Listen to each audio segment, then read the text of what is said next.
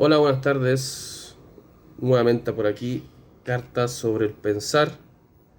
Después de varios días inactivos sin haber podido compartir con usted alguna reflexión, algún escrito sobre las últimas lecturas filosóficas que he tenido estos últimos días de mi existencia. Pero bueno, voy a seguir y para eso tengo algunos libros pendientes y tengo algunas cosas también pendientes de compartir con ustedes.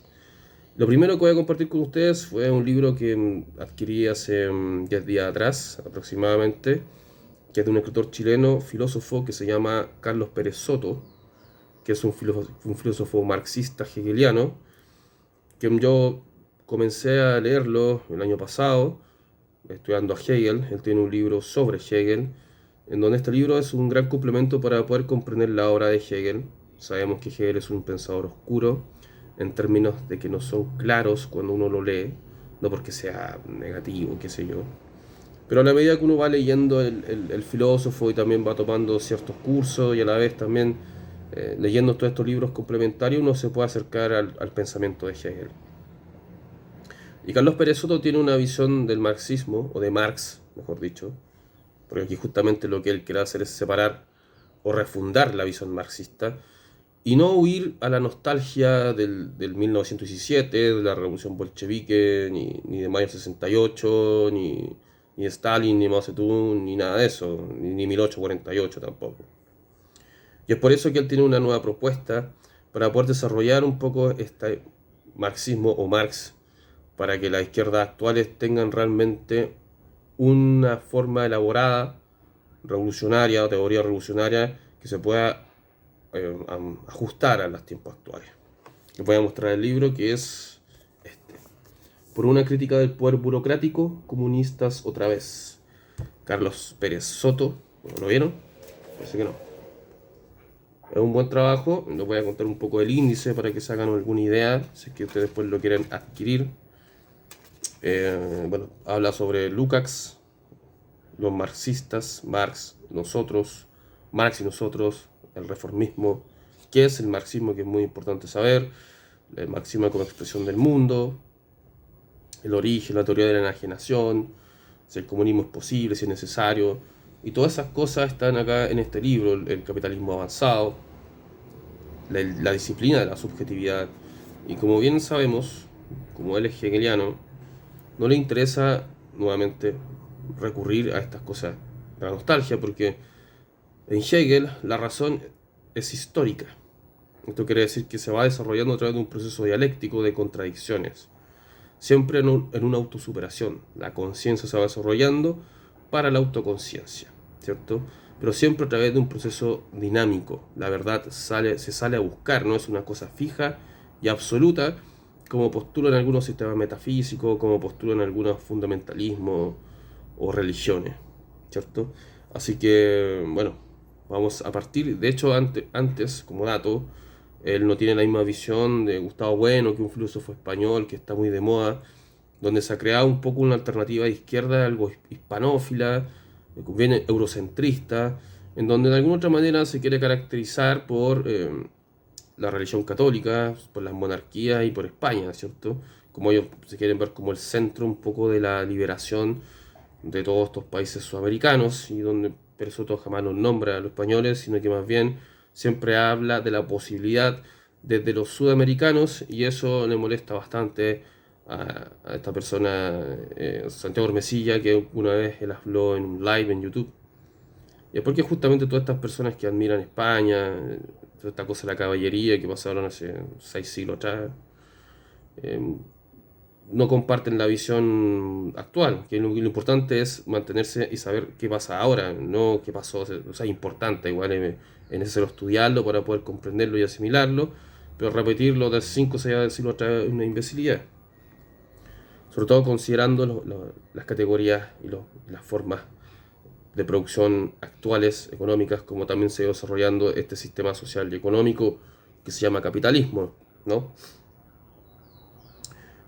Incluso él también, el señor Pérez Soto, tiene una visión, dice que China es capitalista, lo cual evidentemente un trotskista, a una persona eurocentrista, un hispanófilo no le va a gustar, no le va a gustar este tema, no le va a gustar responder a las cosas que dice Pérez Soto. probablemente. Pero bueno, como chilenos tenemos otra forma de verlo, sobre todo como sudamericanos, y hay que comprender desde ahí la visión de Marx en Carlos Pérez Soto. Y él, en primera instancia, menciona que el marxismo es un método de análisis que debe permitir orientar la práctica revolucionaria concreta. De hecho, Lenin lo decía, no hay revolución sin una teoría revolucionaria. Es necesario, ¿cierto? Entonces, el marxismo es una teoría fundada en una visión laica. Visión laica, materialista, humanista, atea de la sociedad humana. ¿Qué vamos a hacer acá? ¿Qué tiene que ver esto con el tema laico? Porque, como digo nuevamente, están estas visiones que están apareciendo alternativas sobre el marxismo y quieren proponer una visión ateo-católica que es un poco absurda, en el fondo para poder considerar un poco la cultura que tienen ellos, ¿cierto? Y de esa manera poder tener más adherentes a sus movimientos. Pero tenemos que entender que el marxismo, Marx, no es algo religioso. Bueno, él fue ateo, aunque tengo entendido que fue judío antes. Y en la cuestión judía lo deja claro, que para él el mejor Estado, donde pueda concebir ciudadanos que son de distintas culturas, religiones, qué sé yo, para que todos puedan vivir o convivir en un estado un poco más sano, es necesario que sea ateo, porque el cristiano auténtico debería poder abrazar todas las religiones, todos los credos, y sin ningún tipo de discriminación de uno al otro. En la cuestión judía, Marx es enfático en eso. Bruno Bauer también creo que tiene que ver relación en ese libro. Y materialismo, también el materialismo no es que la persona sea buena para consumir, ni que la persona tenga ganas de comprarse cosas materiales. El materialismo responde a un pensamiento también filosófico, el materialismo histórico, en donde hay varios filósofos como Marx, Engels, Feuerbach, ¿cierto? Bruno Bauer, Rosenkranz, entre otros, donde todo ello ven la realidad desde la materia primero que todo, porque somos materia y espíritu, pero no podemos ver la realidad desde el espíritu ante la materia, ¿cierto? También de los modos de producción, cómo afectan en las relaciones sociales, que eso también es otro hecho. Nos afectan y lo siguen afectando actualmente. Estos mismos aparatos que estoy utilizando ahora también nos afectan en nuestros modos de relaciones sociales.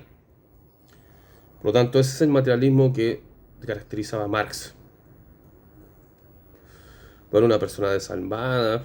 ¿Y por qué lo digo? Porque hay muchos movimientos liberales, de derecha, neofascistas, que nuevamente siguen difundiendo para poder desprestigiar el pensamiento de Marx, que Marx era materialista como si fuera algo negativo, que Marx no cuidó a su hijo, que abandonó a su familia, entre otras cosas, sin detenerse a pensar y estudiar a Marx. No tiene que estar de acuerdo con Marx, pero lo importante es que tiene que estudiarlo para poder tener usted una visión un poco más amplia y saber de lo que está hablando. Bueno, aquí también tenemos que ver el origen de la Ilustración y el Romanticismo, que también caracteriza un poco la visión del marxismo. Después de la Revolución Francesa, 1789, que ahí hay una mezcla importante, como digo, entre la Ilustración, que estaba en esa época, y después ya viene todo esto el romanticismo alemán, a pesar que Marx también hace sus críticas en la ideología alemana. Es una manera de ser en el mundo, ¿cierto? Como hay harta otras filosofías o ideologías. Porque no hay una forma de ser el mundo sin ideología. A propósito de esto también, se vende un poco también que el liberalismo es una visión neutra en términos ideológicos, lo cual es falso. Es una visión también que muchas veces aprovecha ciertos momentos de la historia para poder aparecer. Entre eso siempre están los gobiernos autoritarios, donde aparece con su ideología, pero siempre se desliga un poco de las cosas que pasan, le falta un poco de materialismo en ese sentido, y termina siendo una especie de idealismo incluso, explicando que sus categorías son simplemente inherentes en el ser humano. Y para saber de marxismo, tiene que estudiar prácticas reales y efectivas, las llamaba Carlos Pérez Soto. Y acá hay formas también de formular el marxismo, como también hay fórmulas de formular el cristianismo, como Platón y Aristóteles, que fueron las formas de fundamentar el cristianismo. Y la formulación del marxismo incluso se puede formular desde Kant y Hegel. Tenemos acá el leninismo y el kautskyismo. La expresión del mundo tenemos la teoría, la voluntad, el método, que es el contenido de Marx, la visión del mundo, modo de ser en el mundo de nuevo. Y aquí aparecen la conciencia, está la conciencia antiburguesa, anticapitalista, crítica a los modos de dominación, que siempre aparecen en toda la época de la historia. Hay una doble operación, de repente decía Pérez Soto, que hay que leer a Marx hegelianamente, lo cual ya es complejo, y leer también de manera marxista Hegel. Todo esto en Carlos Pérez Soto. Y la historia humana es todo el ser, es la realidad. O sea, quien hace la historia son los seres humanos, ¿cierto? No hay un ente divino que esté ahí haciendo la historia. O sea, nosotros nos movemos por nuestras conciencias. La conciencia es saber algo, y a través de todas esas conciencias se ven después manifestadas en la práctica. O sea, nosotros hacemos la realidad. Y los sistemas de dominación también, donde también se imperan formas de ser.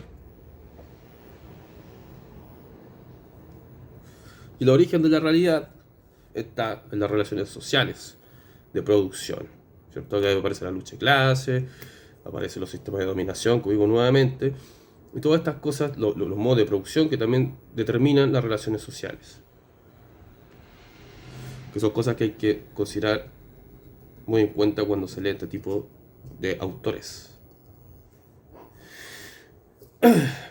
Y tenemos también, hay que asumir que siempre los procesos están en una tensión, los procesos sociales, los procesos económicos. Y también a través de la negación y la contradicción se puede entender esta totalidad. Entonces, Pérez Soto lo que propone es una visión humanista del marxismo, como digo nuevamente, y desde el principio, huir un poco de esa nostalgia del siglo XX, de Lenin, de los bolcheviques y toda esa cosa. Hay que fundar una nueva para estos nuevos tiempos, porque ya eso ya pasó, eso ya fue. Y lo importante de esto es buscar una real alternativa anticapitalista actual que se vaya desarrollando durante esta época. Siempre la política revolucionaria debe ser, ante de lo imposible, lo que el sistema no puede dar, porque el sistema no nos puede dar algo, y el marxismo no busca reformas. El marxismo lo que busca es, según Pérez Soto, es buscar todo lo que no se puede dar a través de las reformas, es cambiar esto.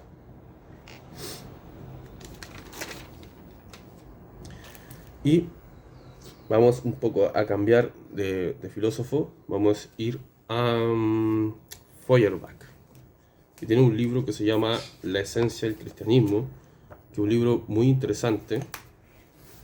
Bueno, él fue luterano, tengo entendido que estudió teología, y tiene algunas frases que me gustaría destacar en este libro, que es La esencia del cristianismo, un libro muy interesante, donde dice acá: Dios es un espíritu eterno, una autoconciencia llena de luz, una personalidad moral. En cambio, la naturaleza es, por lo menos en parte, confusa, oscura, desierta, inmoral, o por lo menos no moral, pero es una contradicción que la impureza provenga de la pureza y la oscuridad de la luz. Aquí también podemos incluso identificar estas contradicciones, porque Dios es una especie de ente moral que está ahí y que está en las conciencias. La conciencia siempre muchas veces es moral, pero justamente los seres humanos somos todo lo contrario a lo que propone la conciencia de Dios. Somos oscuros, somos llevados a nuestras pasiones, las pasiones humanas, la violencia, lo peor que uno puede incluso rescatar del ser humano. Pero no porque el ser humano sea naturalmente así, es porque también está dado de acuerdo a cómo vive, de acuerdo a los modos de producción, de acuerdo a cómo es materialmente, de acuerdo a las condiciones dadas, ¿cierto? Entonces, en ese sentido, lo que hacemos cuando tenemos una conciencia en Dios es renunciar a la idea de que hay una forma natural, es decir, a lo que somos dados. La conciencia de Dios debe negarlo, o al menos autosuperarlo.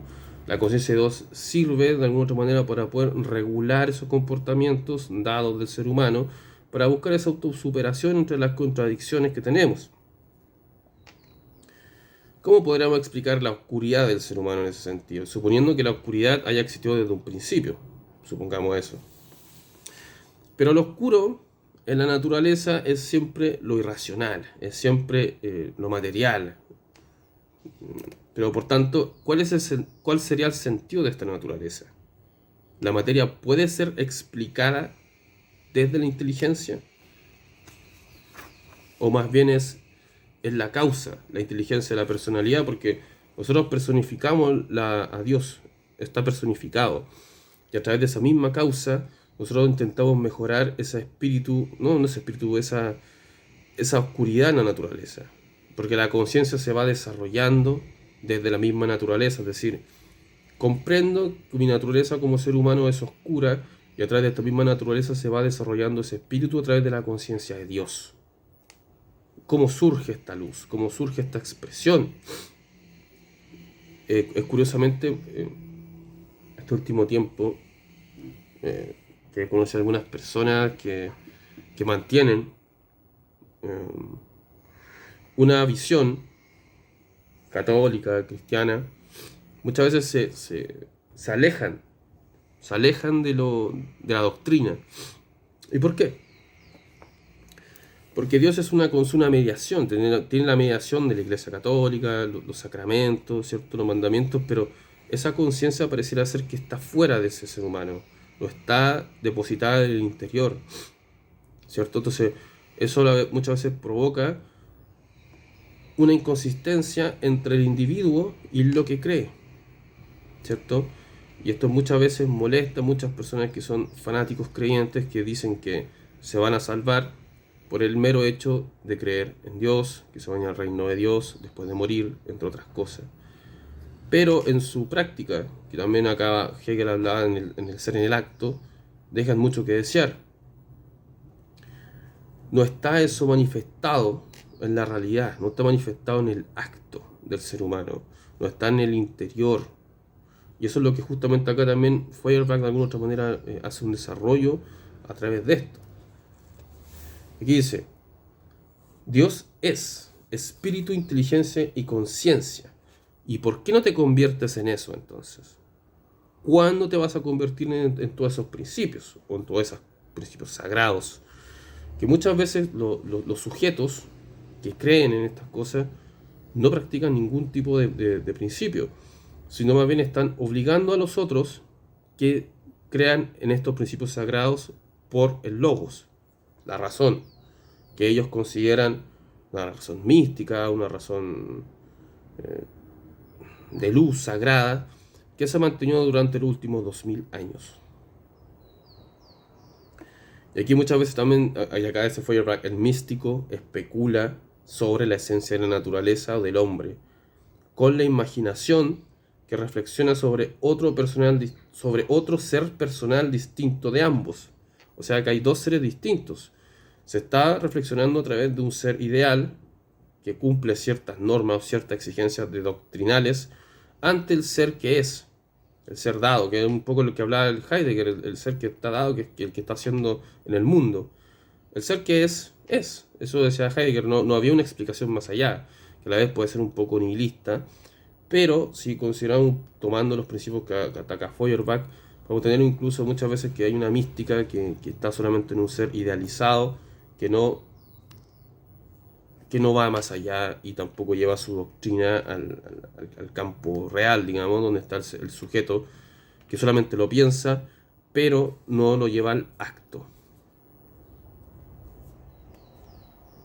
Y aquí, ¿dónde se presenta la verdadera inteligencia de Dios? Se presenta en Dios, pero no en nosotros, en los individuos humanos. Por eso muchas veces pecamos, a pesar de que ya está el pecado original de Adán y Eva, ¿cierto? Pero también hay una verdad aquí que es demasiado trivial. Y esta verdad es que muchas veces la pasión mueve a los seres humanos, ¿cierto? La pasión en la que justamente sería un pecado y que está destinada a ser superada a través de la doctrina cristiana. Y aquí incluso dice, esta es la enfermedad de Dios. Que es la distinción que en Dios que crea este mundo nos hace ver la luz de esta fuerza distintiva como una esencia divina. Entonces nos presenta en cambio la noche, o sea, la naturaleza en Dios, como fuerzas divinas o potencias. ¿Pero esto representa la carne realmente la esencia de Dios? Esas son las preguntas. ¿Quién está dispuesto a aplicarlo en su vida diaria? Porque muchas veces se pueden escuchar de que hay movimientos donde dicen que vino Satán y está expresado en ciertos pensadores y en ciertas instituciones que no nos permiten un poco llevar a cabo en el acto toda esta doctrina del cristianismo. Es un libro muy crítico respecto a esto. Probablemente a más de algún creyente o una persona que siga en esta doctrina de manera bien fanática le molesta bastante. Pero yo creo que la filosofía va más allá de eso. La filosofía justamente está para pensar estas cosas, desmenuzarlas, desarrollarlas. No me parece que algo que hay que evitar, que huir por cobardía o huir por ideales, sino que más bien hay que desde la filosofía enfrentarla, reflexionarla y obviamente conversarla. Así que bueno, vamos a dejarlo hasta acá. Probablemente... le voy a dar un poquito más del último libro que estaba leyendo, que es de Erich Fromm. Es un tremendo libro. Es de psicoanálisis de la sociedad contemporánea. En este libro Fromm también nos habla sobre qué es el ser, porque muchas veces nos preguntamos ¿qué hace usted? O ¿qué hace usted? ¿Qué es? Y uno dice, yo soy médico, soy abogado, soy ingeniero, soy trabajador, soy obrero. Cuando eso es el que hace usted, es el que hace, lo que hace el ser. Y acá trabaja muchas cosas importantes. Fromm nos habla sobre las personas, bueno, desde el siglo XX nos vendemos como un producto, o sea, tenemos como un valor de cambio que se van cambiando con otras personalidades para buscar incluso, no sé, un matrimonio, una familia, amistades, pertenecer a un círculo en particular de ciertas relaciones sociales que también tienen como objeto alguna idea, ¿cierto? Tenemos el aspecto, la educación, los ingresos, las probabilidades de éxito, todas esas cosas nos van caracterizando como ser humano para poder movernos en esa sociedad, en esta sociedad capitalista, turbocapitalista, neoliberal, donde todos quieren vender al mayor precio posible, cada uno lo que es o lo que cree que es. Y bueno, es importante acá también citar a Adam Smith, que creía que en esta necesidad de cambio era parte importante de la naturaleza humana. Y bueno, en ese sentido los seres humanos nos vamos vendiendo al mejor postor. Yo soy esto, soy lo otro, soy exitoso, emprendedor. Y aparecen todas estas cosas de la nueva era. No nueva era, sino esto, coaching, qué sé yo, que enseñan a vivir a las personas, que prácticamente reemplazan incluso lo que era Dios. O sea, reemplazan un poco esa conciencia elevada que está aquí para poder enseñarnos a cómo mantenernos firmes en este sistema capitalista, turbocapitalista neoliberal. Tanto jabón o tanta carne, decía, por X dinero. O sea, cuánto valgo yo? ¿Cuánto vales como ser humano? ¿Qué estudiaste? ¿Cuánto trabajas? ¿Cuánto dinero tienes? ¿Cuáles son tus proyecciones? Proyéctate en la vida con otra para que tengas mucho dinero y puedas ir al cine y aburrirte y todas estas cosas. O anda a ver Netflix y vean reality show. Y bueno, la pregunta es, ¿merece ser la vida vivida así? Curiosamente, con todo este tipo de autosuperaciones, no autosuperación, bueno, con estas cartas, con estas recetas, hay una tasa de suicidio importante, sobre todo en los países más desarrollados económicamente, donde no, se pierde el sentido de existir, se pierde esto. Y básicamente los seres humanos son como una empresa de éxito o fracaso. O sea, si a usted le va mal en ciertas cosas, está destinado a querer ahorcarse o pegarse un balazo, entre otras cosas. Porque la sociedad exitosa usted no lo va a reconocer. Si usted el otro no reconoce, no se puede reconocer a usted mismo. Entonces aquí aparecen todos estos movimientos, todas estas charlas que te van a permitir reconocerte a ti mismo y no necesitas a que el otro te reconozca, que de alguna otra manera también invita al desarrollo del individualismo y al nihilismo también, por supuesto. Entonces, finalmente, lo universal, que es verse como una empresa, verse como una mercancía, te afecta de todas maneras, ¿cierto? Entonces, eso es lo complejo de esta actualidad, donde si caemos en esos dispositivos sociales, configuraciones que dicen tú tienes que hacer esto para ganar dinero, debes tener familia, debes ser exitoso, y muchas veces no puedes, ¿cierto? No puedes hacerlo y se acabó. eh, es mejor quitarse la vida, según este planteamiento. No lo estoy yo afirmando. Pérdidas mayores que la ganancia podrían incluso explicar las tasas de suicidio, altas tasas de suicidio, porque hay una autoridad máxima, ya no hay un rey o una monarquía que te diga qué es lo que tienes que hacer o no, a quién tienes que obedecer y lo que tienes que creer, sino más bien hay algo implícito, una cosa anónima, ¿cierto? Que te dice, tú tienes que hacer esto. Está la autoexplotación, está el autosabotaje, ¿cierto? Que es muy constante en nosotros, y eso también nos permite caer en depresiones severas que no nos dejan continuar en esta existencia. O sea, ser aceptable significa en el fondo agradar a los demás. Y el ser diferente a no ser los demás es todo lo contrario, es un pecado, es lo que incluso te puede llevar al suicidio colectivo, social, que no te permitiría vivir bien. Bueno, después de estas palabras tan entusiastas, me despido. Voy a seguir luego en estos videos, así que espero poder compartir con ustedes en esta contemplación, haciendo las cosas con ustedes y encontrar toda esta divinidad y así ser aceptado. Bueno, como también otros me han criticado e insultado, pero bueno. No renunciar a sí mismo yo creo que es lo más importante para poder mantenerse firme y seguir en realidad lo que uno cree.